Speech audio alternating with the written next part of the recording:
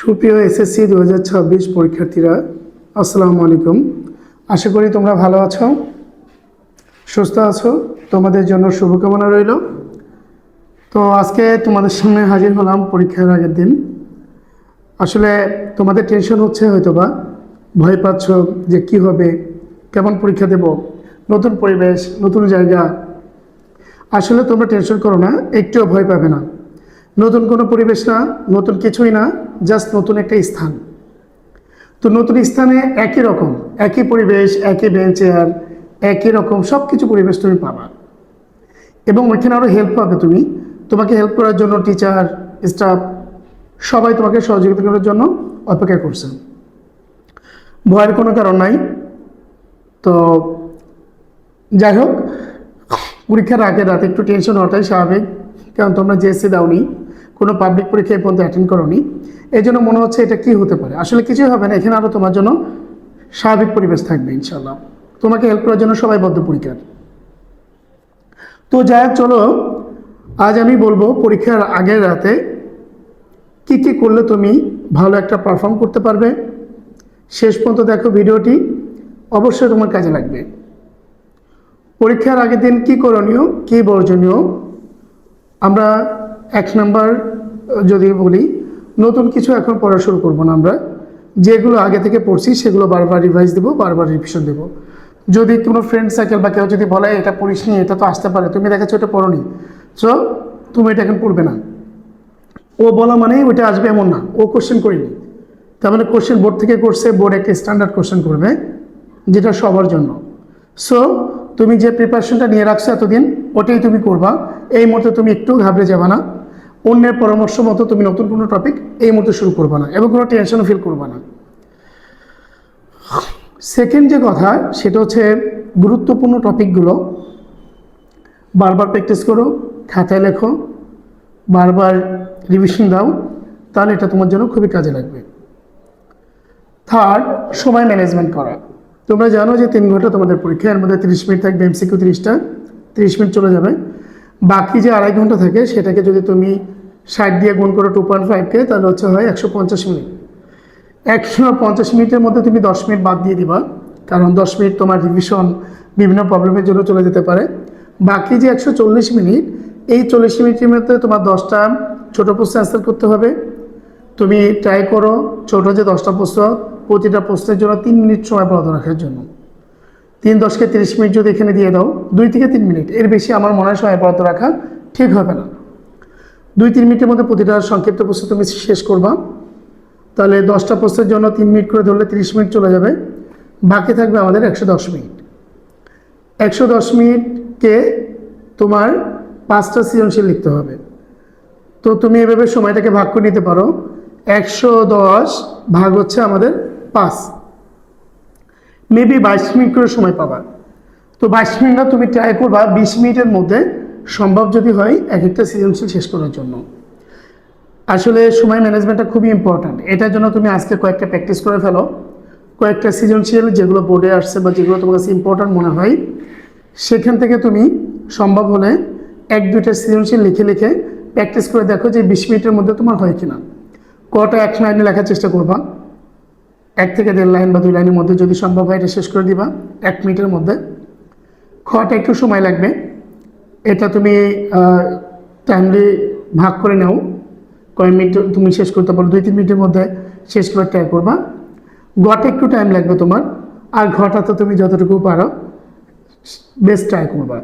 তো এইভাবে যদি তুমি টাইমটাকে এই মুহূর্তে ভাগ করে নিতে পারো, তাহলে দেখবা অর্ধেক টেনশন কমে যাবে।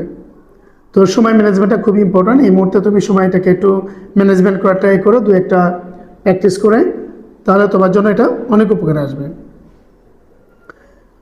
যেহেতু আগামীকাল পরীক্ষা, ব্যাগটা আগে থেকে গুছিয়ে রাখা ভালো।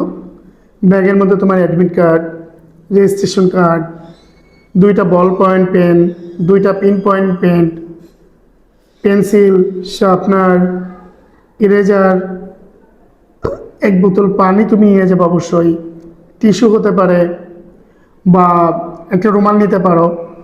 যেহেতু এখন প্রচুর গরম, কারেন্টও বারবার চলে যাচ্ছে, ঘেমে যেতে পারো, ঘেমে গেলে লিখতে গেলে খাতা নষ্ট হতে পারে। এই জন্য তুমি আসলে টিস্যু পেপার অথবা রুমাল নিয়ে যেতে পারো। আর হচ্ছে 1 বোতল পানি নিয়ে যাবে, কারণ পানি অনেক ইম্পর্ট্যান্ট। পানি খেলে টেনশন কমে যায় এবং পরীক্ষা অনেক কিছু মনে চলে আসে। হ্যাঁ, সো 1 বোতল পানি তুমি নিয়ে যাবে এবং এখনই ব্যাগটা গুছিয়ে রাখো সব কিছু। আর একটি কথা বলতে চাই, অ্যাডমিট কার্ড এবং রেজিস্ট্রেশন কার্ড যারা এই মুহূর্তে ফটোকপি করে রাখছো, এটা সবচেয়ে বেস্ট।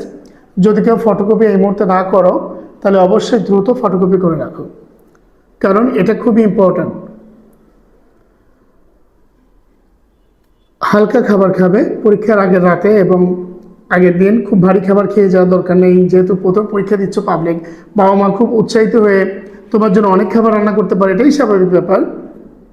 কিন্তু আমি অভিভাবকদের বলবো, আপনাদেরকে অনুরোধ করব, নর্মাল খাবার রাখেন, একদম নর্মাল খাবার রাতে এবং সকালে, কারণ সুস্থ থাকাটাই মেন ব্যাপার। আপনি খুব ভারী খাবার দিলেন, ও দেখা যাচ্ছে খাবারটা খেয়ে একটু সমস্যা হলো ওর জন্য, সেটা ওর জন্য খারাপ। এটার চেয়ে ভালো হবে আপনি দুপুরে ওর জন্য ভালো খাবার রাখেন, পরীক্ষা দিয়ে আসার পরে ওকে একটা ভালো খাবার দেবেন, ও খুব খুশি হবে যে আমার প্রথম পরীক্ষায় আম্মা অনেক ভালো খাবার রাখছে। তো আমি তোমাদেরকে বলবো এবং অভিভাবকদের বলবো ভারী খাবার না দেওয়ার জন্য। পরীক্ষার আগের রাতে কী করণীয়, এবার আমরা চলো সেটাই চলে যাই। রাত জেগে একটুও পড়বে না, কারণ রাত জেগে পড়লে তোমার অনেক ক্ষতি হতে পারে। রাত জাগলে আসলে কিছুই মনে থাকে না। তুমি যদি অনেক রাত জাগো, তারপর সকালে উঠতে পারবে না, সকালে উঠতে পারলে তুমি পরীক্ষা হলে টাইমলি যেতে পারবে না। সো আগের রাতে বেশি রাত জাগবে না, তুমি ট্রাই করবা 10টার মধ্যে ঘুমিয়ে যাওয়ার জন্য। এবং 6 থেকে 8 ঘন্টা খুবই জরুরি। তুমি যদি 4 ঘন্টা ঘুমাইয়ে তুমি যদি পরীক্ষা দিতে যাও, দেখবা ব্রেন কোনো কাজই করতেছে না, তুমি কিছুই পাবে না, পাড়া জিনিসও ভুলে যাবা। সো সবচেয়ে বেস্ট হবে তুমি 6 থেকে 8 ঘন্টা এটার মধ্যে ঘুমানোর চেষ্টা করো। এই ঘুমটা তোমার দেখবা খুবই পরিশ্রান্ত রাখবে, টেনশন ফ্রি রাখবে এবং খুব কুলভাবে তুমি পরীক্ষাটা সম্পূর্ণ শেষ করে আসতে পারবা। মোবাইল কম ব্যবহার করা, এখন মোবাইল ব্যবহার করা যাবে না। আজকে মোবাইলটা একদমই পরিহার করে ফেলো। মোবাইলটা আব্বু অথবা আম্মুকে দিয়ে দাও যে মোবাইল আমি ব্যবহার করব না, কারণ মোবাইল যদি তুমি কোনো কিছুর জন্য ব্যবহার করো, ফ্রেন্ডের সাথে কথা বলার জন্য ব্যবহার করো, অনেক টাইম নষ্ট হবে। সো এই মুহূর্তে তোমার মোবাইল ব্যবহার করা একদমই ঠিক হবে না এবং কোনো সোশ্যাল মিডিয়া ইউজ করবে না, ইউটিউব, ফেসবুক, হোয়াটসঅ্যাপ, মেসেঞ্জার কিছুই দরকার নেই এই মুহূর্তে। আর নিজের উপর বিশ্বাস রাখো, প্রচণ্ড বিশ্বাস রাখো। এভাবে বিশ্বাস রাখো যে আমি যা পারি এটাই পরীক্ষায় আসবে, আমি যা পড়ছি এগুলোই আসবে, এগুলোই ইনশাল্লাহ আমি অ্যান্সার দিয়ে আসবো এবং কারোর দিকে তাকাবো না, কারোর দিকে কোনো হেল্পও নিব না। ওকে, তো নিজের উপর খুবই বিশ্বাস রাখো, আমি পারবো এভাবে চিন্তা করো। এই আত্মবিশ্বাস তোমাকে অনেক পরীক্ষা ভালো করতে সহযোগিতা করবে।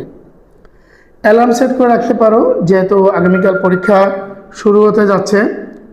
সকাল তোমরা জানো যে শিক্ষামন্ত্রী বা মন্ত্রণালয় থেকে অলরেডি ঘোষণা আসছে 8:30টার মধ্যে ঢাকার যারা পরীক্ষা দিচ্ছ 8:30টার মধ্যে কেন্দ্রে পৌঁছানোর জন্য। তো এটা একটা ভালো নির্দেশনা তোমাদের জন্য, বা এটা উচিত তোমাদের করণীয়। তো সকাল 8:30টার মধ্যেই তোমরা কেন্দ্রে পৌঁছানোর ট্রাই করো। কোনো কারণে যদি কেউ একান্তই না পারো, 9টার 1 মিনিট যেন লেট না হয়। অবশ্যই 9টার মধ্যে তোমার সিটে তুমি বসে থাকবা এবং তোমার জন্য ওপেন থাকবে সেন্টার। সো তুমি পরীক্ষার হলে 9টার মধ্যে চলে যাওয়ার ট্রাই করে, যেন সকালে ঘুম থেকে উঠবে, সম্ভব হলে ফজর নামাজটা পড়বে। এটা তোমাদের কাছে বিনীত অনুরোধ থাকবে আমার, ফজর নামাজটা পড়বা, কারণ ফজর নামাজটা খুব ইম্পর্ট্যান্ট। ফজর নামাজ পড়ে তুমি একটু রিভিশন দিবা, হালকা খাওয়া দাওয়া করে তুমি সব কিছু ব্যাগ, যা যা প্রয়োজনীয় জিনিস উপকরণ নিয়ে বাসা থেকে বের হয়ে যাবে। অবশ্যই 9টার মধ্যে তুমি তোমার সিটে বসার ট্রাই করবা প্রথম দিন। কেন প্রথম দিনটা খুবই ইম্পর্ট্যান্ট, তোমরা জানো যে প্রথম দিন যদি সময় মতো যাও, তোমার মনটা ভালো থাকবে, টেনশন ফ্রি থাকবা এবং পরীক্ষাটা অনেক ভালো হবে। আর যদি কোনো কারণে প্রথম দিনের পরীক্ষাটা একটু খারাপ হয়ে যায়, তাহলে কিন্তু এই টেনশনে পরের দিন পরীক্ষাটা প্রভাব পড়ে। সো আমরা প্রথম পরীক্ষাটা সবচেয়ে বেস্ট দেওয়ার ট্রাই করবো। আর প্রথম দিন তোমার রুম খুঁজতে হবে, অনেক কিছু নতুন জায়গা, কিন্তু পরবর্তী দিনগুলো কিন্তু নতুন জায়গা না, ওটা তোমার পরিচিত জায়গা হয়ে যাবে, কোনো রুম খোঁজা লাগবে না, বেঞ্চ খোঁজা লাগবে না। সব প্রথম দিনটা অবশ্যই টাইমলি যাবে। আর তোমরা জানো এসি পরীক্ষায় খাতা 30 মিনিট পূর্বে দিয়ে দেয় টিচাররা, তো 30 মিনিট তোমাদের দরকার, কারণ এই সময় তুমি অনেকগুলো বৃত্ত ভট করতে হবে, রেজিস্ট্রেশন নাম্বার, রোল নাম্বার, তারপর হচ্ছে তোমার বোর্ড, কিছু জিনিস লিখতে হবে তোমাকে। হ্যাঁ, এগুলো অনেক জিনিস তোমার পূরণ করতে হবে, এই পূরণ করতে গেলে সময় লাগবে, তড়িঘড়ি করা যাবে না, তড়িঘড়ি করলে ভুল হবে, তুমি মার্জিনটা টেনে নেবে আগে।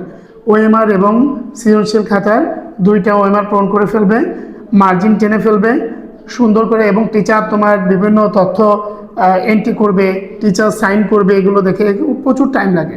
এই জন্য তোমরা অবশ্যই সময় মতো সবাই কেন্দ্রে পৌঁছে যাবে, একটু দেরি করবে না।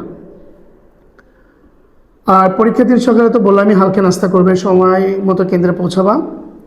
আর একটি বিষয় যে প্রশ্ন ভালো করে পড়ে তারপর অ্যান্সার দিয়ে ট্রাই করবা। আর গতদিন আমি বলছি ভিডিওতে যে তোমরা যখন এমসিকিউটা পাবা, ওএমআর ফর্ম পাওয়ার সময় একটা দেখবা সেট কোড থাকবে, সেট কোড পূরণ করবে না আগে। যখন তুমি এমসিকিউ উত্তরটা পাবা, প্রশ্নটা পাবা, তখন দেখবা যে ডান সাইডে সেট কোড লেখা আছে, ওই সেট কোডটা লিখে তুমি সেট কোডটা লিখে পূরণ করে ফেলবে, তারপরে তুমি এমসিকিউ পূরণ করা শুরু করে দিবে। তো এভাবে তোমার পরীক্ষাটা ভালো হোক, এটাই আশা করি। আর একটি কথা আবারও বলতে চাই, সেটা হচ্ছে প্রশ্ন নাম্বার, এমসিকিউ পূরণের ক্ষেত্রে প্রশ্ন নাম্বার এবং ওএমআর এর নাম্বার সবসময় দেখে দেখে পূরণ করবে। আসলে এটা অনেকেই ভুল করে ফেলে, আর একটা যদি প্রশ্ন নাম্বার এবং ওএমআর ফর্মে যদি ভুল হয়ে যায়, তাহলে কিন্তু পরবর্তী তুমি যে কয়টা দিবা ওই ধারণা নিয়ে সবগুলো ভুলে যাবে, তার মানে উত্তর হবে একরকম, হয়ে যাবে আরেক রকম। সো এটা খুবই কেয়ারফুল। আমি অনুরোধ করব তোমাদেরকে, এই কথাটা খুবই গুরুত্বপূর্ণ যে তুমি প্রতিটা প্রশ্ন দেখবা নাম্বার কি, ওএমআর এর নাম্বার মিলিয়ে অবশ্যই ফিল আপ করবা, এটা বেশি সময় লাগবে না, এটা অবশ্যই করবা।